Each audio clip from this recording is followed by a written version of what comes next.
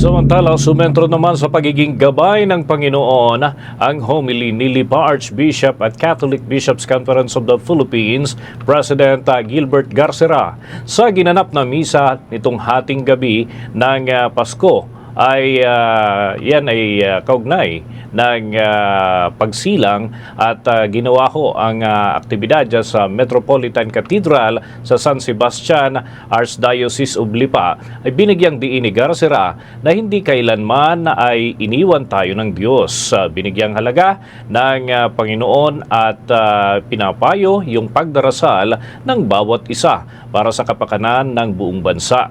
Gaya ng pagdalo sa 9 na araw ng simbang gabi, makakasama umano ng tao ang Diyos sa paglalakbay na sumisimbolo sa pag-asa. Narito naman ang bahagi ng homily ni Catholic Bishops Conference of the Philippines, Gilbert Garcera. Uuwi kayo ngayon, umaalab ang puso ninyo. May pag-asa tayo. Kahit na tayo na sa krisis ngayon, nandyan ang Diyos na nagbibigay pag-asa sa atin. Uuwi kayo, ibahayag ninyo sa inyong makasamaan sa bahay, sa opisina, pagbalik ninyo sa opisina, ang Diyos ay hindi tayo iniiwanan. Bagkus, siya ang ating pag-asa sa buhay.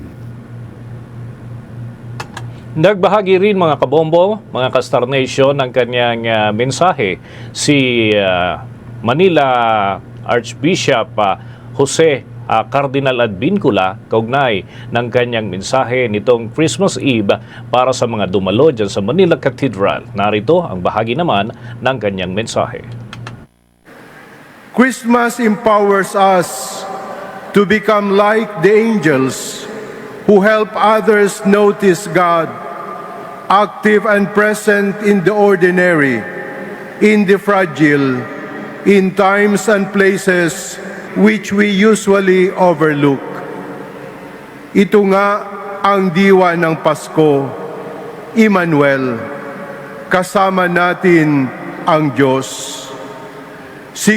Sigurado tayo rito, kailangan lang nating magmasid ng maigi at maituro ang mga palatandaan ng kanyang presensya.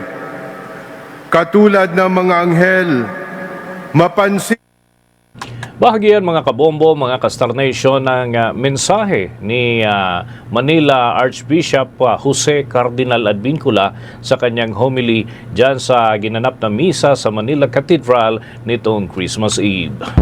For the most trusted source of news and information, visit our website at www.bomboradio.com. Follow us on Bombo Radio mobile app, Facebook, YouTube, TikTok, and X, formerly Twitter. Like, share, and stay connected. Anytime, anywhere.